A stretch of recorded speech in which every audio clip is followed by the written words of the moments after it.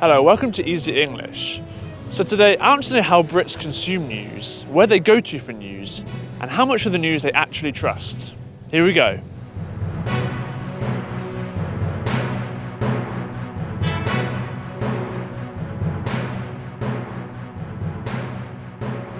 How do you consume news? Various ways, but mainly through apps at the moment.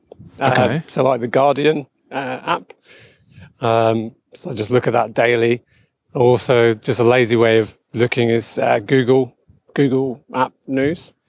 If I can, if it's on, I'd watch the news, mainly like BBC News or the sort of the morning telly programmes if I'm around home at that time, sort of Good Morning Britain and that kind of thing. Ah, right, I see. But my other sources are really mainly talking to family members and having discussions about what's going on, what's happening, and their opinions about it.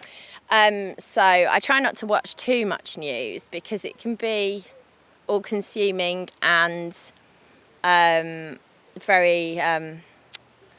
monopolise your mind in a way and take over. So I try not to watch too much. How do you consume it? Yeah, we watch and listen, yeah. Watch and listen. And what sources do you go to? We normally watch BBC One. And the news channel on BBC Two. Yeah, BBC Two. And Sky. And Sky News sometimes, yeah. The Sky News. First off, we would listen to Radio 4 of a morning, catch the news there for a couple of hours. I will also go on the web. That will again be BBC. We have lived and worked overseas, so I'm also a great fan of World Service. I think that's very informative, high quality, and diverse attitudes and perspectives. How do you consume news? Okay, so the main way I consume news is via my mobile phone. Okay. Via an app. Yeah. The Guardian app really is the main one I use, and I guess I try and go to there once a day. I sort of try and make a habit of it going there. Oh, on their website? Onto the app. TV and newspaper. Okay. I read and how often? Every day. Every day? Sometimes I watch the news on TV 2-3 times a day. Oh, right, okay. And which companies specifically, if you know what I mean? Sky. Sky. Oh, they have this like rolling news channel on the TV. That's right, yes. And then what newspapers do you go to for your I news? read the Times, but only because I get it free. Because my next door neighbour gives me the copy from the day before. Oh, that's nice. If you want to improve your English through our episodes, then you could consider becoming an Easy English member through our Patreon. We offer reading, video and audio-based extras to help you follow along with all our episodes. You can get learning material for each one of our episodes, including a transcript to help you read along with the episode and a vocabulary list, providing you definitions for the more complicated vocabulary.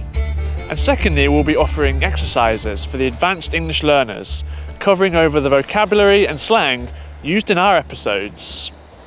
Why do you go to BBC and Sky? Is it just because of the ease, because they're so available, or is there a certain reason that you... Well, sometimes it's not, the news isn't on BBC One, and if we want to watch, you can go to Sky and they have it on pretty much all day long. That's anyway. right, and you can get the latest, can't you? You watch or listen to a lot of the BBC? Yes. With the World Service and Radio 4? Correct. Is there a reason for that? Is it ease? Or... We have no television. Haven't done for decades. Wow. Therefore, and this is something I believe as well, if you have a moving image in front of you, you don't often give it a lot of attention from the audio perspective.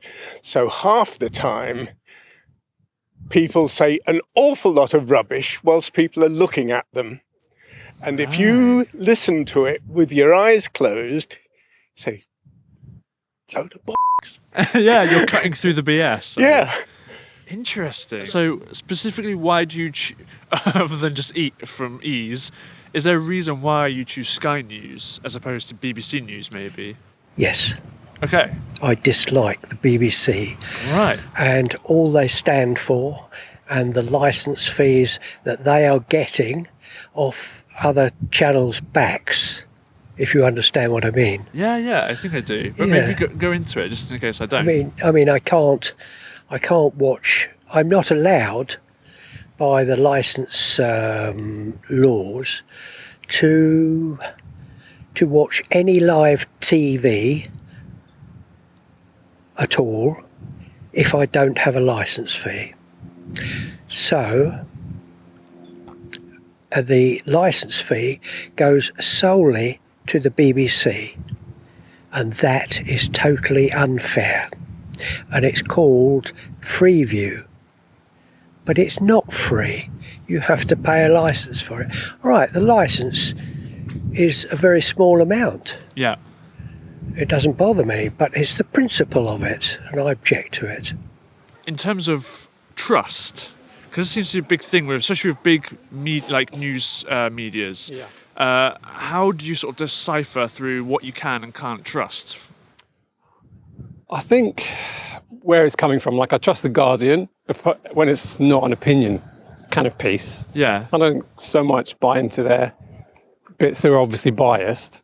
You know, there's all bias, but if it's just something factual, then I think I would trust that. Yeah. I trust the BBC as well, but there's definitely bias in all of them. And then to go back to the BBC thing, do you trust the BBC as a whole? No, not necessarily. When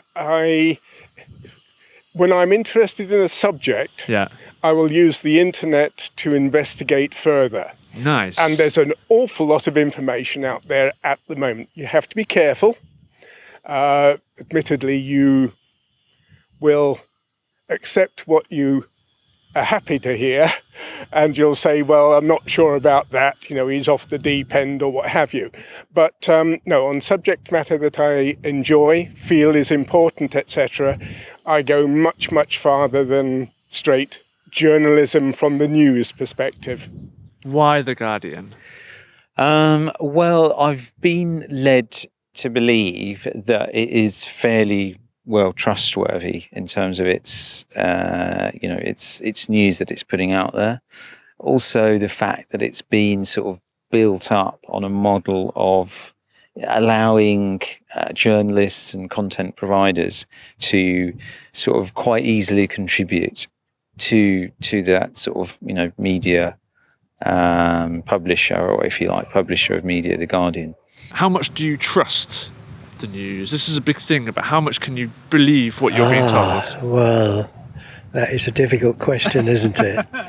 You've got to use your own judgment, I think. Yeah. And how do you judge politicians? Ooh, no. I don't trust a lot of it because I feel like we're told what we need to be told, and there's lots of influences behind media to tell us what they want us to hear. Yeah. That's how I feel about it anyway.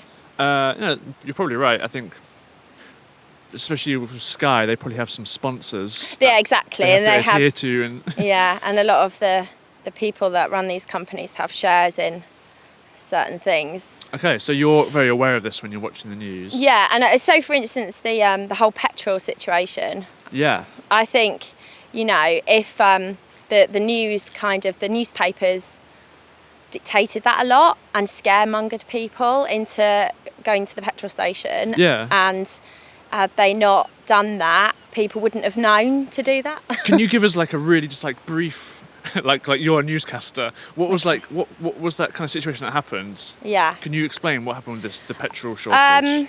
Well, I think that in the morning the newspaper's sending out a message that you should go to the petrol station and fill up your tanks before it all runs out, basically made people scared, especially a certain generation of people maybe that read the newspaper all the time and listen to that sort of news, and they ran to the petrol station, and then the petrol diesel prices went up, and so people that maybe were in charge of those newspapers have shares in those sort of things and up the price of things. And it was all done for a reason, because had it not been for that reason, people wouldn't have gone out and done it. And maybe those newspapers would have got fines, because they shouldn't have scared people like that. That's really nice topic you bring up, actually, because that's perfect reason why I'm kind of asking people about news, because they kind of created almost like a self-fulfilling news story. Yeah. We've run out of petrol, and then they actually did run out. Yeah. Exactly. They instigated it. They started the ball rolling, and they made the problem that wasn't the problem in the first place. Thanks for watching this week's episode. Let us know in the comments below your thoughts about the news, and we'll see you next week. Bye.